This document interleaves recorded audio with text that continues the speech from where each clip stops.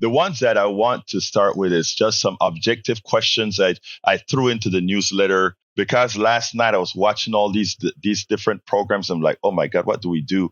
And I have another caller, not a caller, a supporter.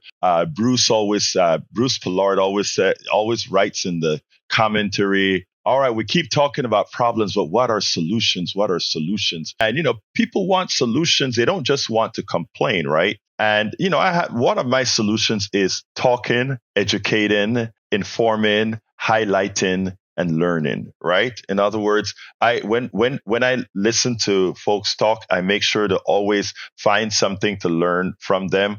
Also, I try to understand where people are at so that we can gain trust and convince them to start, in effect, voting their own interest. That's one of the reasons I never give up on MAGA. I never give up on Tea Party. I never give up on any particular faction because we have to be we all have to be in this together as one society, as one America. You just heard Vetti talk about, China, there's a lot of them and they're smart and all of that. That's true. There are a lot of Americans and we are smart. But sometimes we allow some of our past sins to get involved in making bad choices because of prejudices, etc. We have to get over all of that.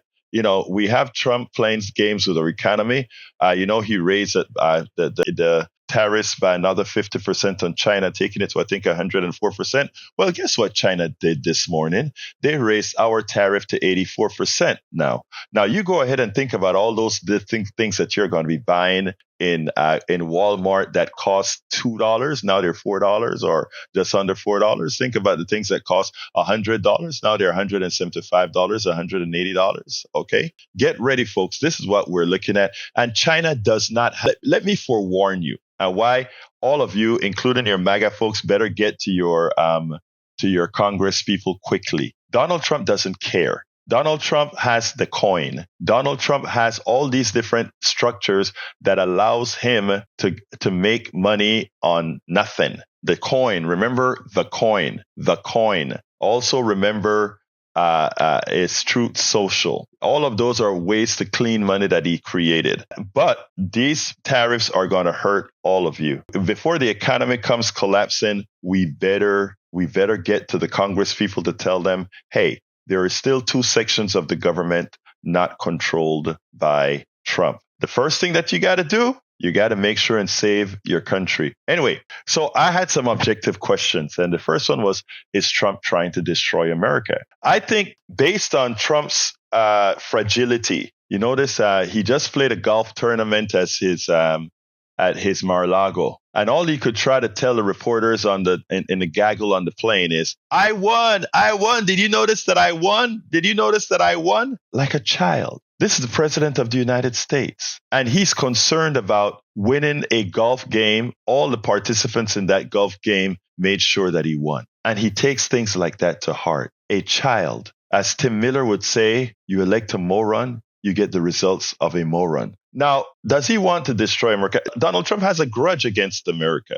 Donald Trump, with all the billions that his father left him, he was so inept that had he just put all the monies let the real estate that he's gotten grown, all the monies that he had in convertibles, have he just left it in the Standards and Poor's, in the S&P 500, he would truly be a billionaire several times over. But he had to have Trump steaks, Trump Airlines, Trump all these things, all of which bankrupted, all of which failed. Always a horrendous businessman.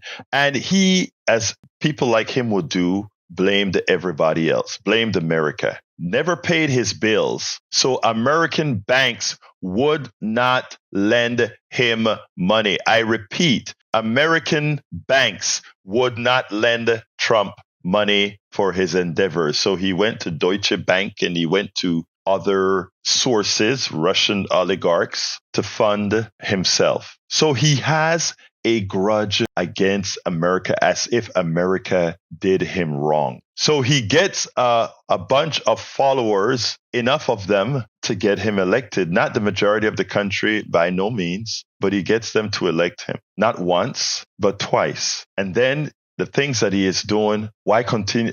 He ensures that he applies pain on the people that harmed him, in his opinion. And if you notice, Wall Street crashing now doesn't make a difference to him. That $6 trillion disappeared in the whole capital markets doesn't matter to him, because as he sees it, those capitalists who laughed at him, who prevented him from getting loans, all of them, he doesn't care. Musk, who worked in his office to work Doge, who he calls a genius, his second ego is telling him, even the richest man in the world, I can screw, which he is doing with tariffs, which he's doing with the collapse of Tesla, which he's doing with all these things. Yeah, speaking out of two sides of your mouth. So my friend said, is he an agent? I don't know, but he sure wants to destroy America. And in the process, take down those who love him most, his MAGA crowd. When he went with all these tariff wars that are going on right now, the people that are suffering or will suffer the most are the only people right now that are saying, give him a chance with the tariffs. We are willing to take the sacrifice. Yeah, a poll of MAGA says that a large percentage of them are buying the Trump Kool-Aid that says, we'll take the pain for you, Führer. We'll take the pain of these tariffs for you. And of course he doesn't, but we'll do it for you. What else is he doing? He's also sacking. El saqueo del gobierno. El saqueo del gobierno. The sacking of our United States government. What is the next thing that they're attempting to do? After they got all these agencies, and by the way, I've been saying this from the time he started with Doge and got into agencies and talking about selling buildings, that the reality was to reward the friends that stuck by him. The rich friends, not you, MAGA, the rich friends that stood by him. Who are these? What is he doing? He's now talking about selling all those government buildings on the mall, right? Great real estate. Sell all those buildings, government-owned buildings on the mall, and lease it back to the government. Supposedly, because now it's private ownership, all that good stuff. We'll take care of the cleaning. No, it's the sacking of the government.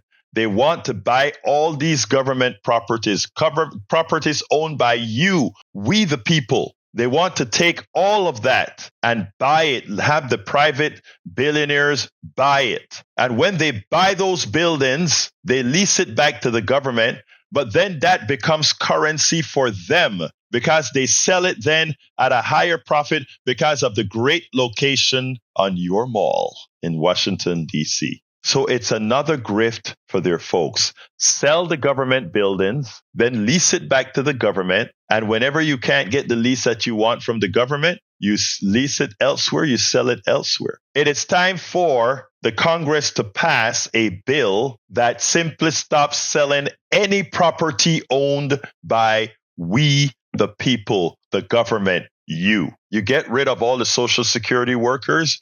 You bring in low-paid private contractors, private workers that are paid lowly and that don't have the great benefits the government affords its employees. And what does that do? People say, but it's more efficient. No, it's not. It destroys economies. That $80,000 job in Timbuktu, Texas, is now a $30,000 job in Timbuktu, Texas. And all that money that used to go to fund the restaurants and the salons and the nail shops and the restaurants and the theaters, all of that in these towns, there are now people not able to afford that. So what happens then? Those economies falter. And who reaps the benefit? The wealthy person who is now providing the labor at a reduced cost because they get the spoils now. Further concentration of wealth in the hands of many. So that is what happens, right?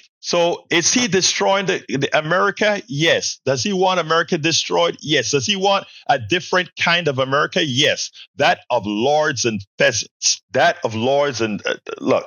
This is just the destruction of our an America where the masses and everybody have equal access to success. That's what it's all about. Only the select few, the lords, the kings, the queens, those are the ones that are meant to profit, survive, as all of you become indentured servants, all of you. And MAGA, it starts with you. You are his biggest slaves right now because you are allowing him to do what he's doing under false premises. But one last topic, and then we go to solutions. The last part is the following. All of this is going to cause the destruction of America's money, the dollar as the place where people, the safe harbor. When we had stable presidents, when we had stable policies that other countries could depend on, not that we're going to have a 10% tariff today, 100% tariff tomorrow, and all these other things. When what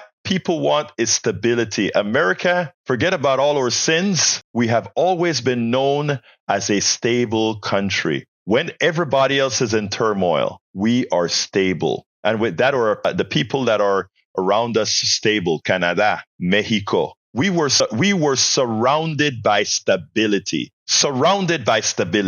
stable no more. And what that means with the lack of stability, with people not knowing if this is going to be an overthrown government and all of this, your money doesn't, remember, our money is only backed by the faith that people have in us Americans and our government. When that goes, your dollar is no longer a sovereign currency. And you know why countries like Africa have to worry about their debt, and that they have to have super large austerities. The World Bank throw them into austerity in Africa and Indonesia and all these other countries that borrow money from the World Bank. You know why they have that problem? Because they don't have a sovereign currency, because they're dependent on the dollar. Everything that they have is index of the dollar. So if they are devalued, their money has less value if they overvalue that way. But America has been blessed because we define the economic systems. We define the money. We create the dollar, and we decide what a dollar is worth. We, the American people, do that. But with why do you think Donald Trump is fearful of things like BRICS and other centers of financial power? Because any day we lose that, the deficit spendings that we do are no longer viable, because now our currency is floating. Again, folks, this is serious stuff not taught in high school, not taught in college, and most business schools don't teach business, don't teach real economics. They teach business, they teach capitalism, they teach things in a form, something that is completely unsustainable. So solutions, and I'm coming, Lester, Patrick, and Tag in a minute. But solutions, there is an article that was written in Common Dreams. Well, it was posted in Common Dreams, and it was written by Alan Minsky. I think Alan Minsky is with the Progressive Forum. But it's a very long article, but the things that needs to be done, in effect, are the following.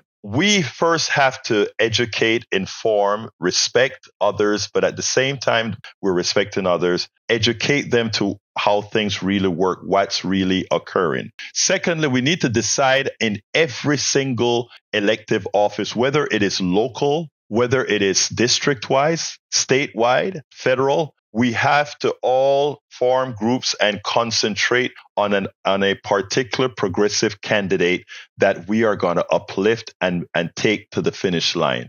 There are only two parties in this country that can win. I know a lot of folks are going to throw the hatchet at me for saying that, but the structures in every state gives the ability for a third party to win is not viable at this point in time. Maybe at a future time it will be. At this point in time, it's not viable. But the Republican Party changed. At once, it was taken over by the Tea Party and was successful. It was just a shell of the Republican Party being run by the Tea Party. It is now the shell of the Republican Party being run by MAGA adjacents. That is what has to happen within the opposing party, the Democratic Party. It has to be the shell of the Democratic Party populated by the progressive people that understand these concepts and that really are going to move the country forward. Neoliberals need not apply. So we have to encourage progressive caucus in every single state, in every single region, every single state, every single region. And we have to engage. I've started to see the engagement. Now that engagement has to move into the engagement activism is there. It has to move into populism. It has to move into electoral politics. We got to encourage the members with the time and fortitude to run a party officer in your particular precinct, in your particular district, in your particular county. We have to uplift those folks that are willing to move forward. And secondly, this is not in their article, but this is from me. In every single precinct chair meeting, one has to extricate the traitors. And traitors are those who do not have the interest of the American people. Who are these traitors? These are the traitors that are taking funding for organizations that harm, murder, kill, take away your economic sanity, your economic fortitude, etc. We've got to do that. And then again, most importantly, if somebody differs from you but has the same values moving forward, don't allow those little differences to keep you apart. We're going to continue speaking about these things educationally.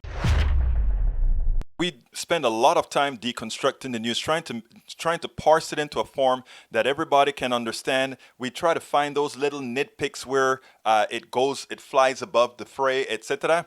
If you really like these videos that we do, I want to ask a big favor. Please go ahead. Number one, subscribe to our channel. And number two, please join if you can. Thank you so kindly for watching. Keep watching. Please remember to share. We must populate the entire internet with our progressive message, a message that we know is what most Americans say that they want. So help us, please join.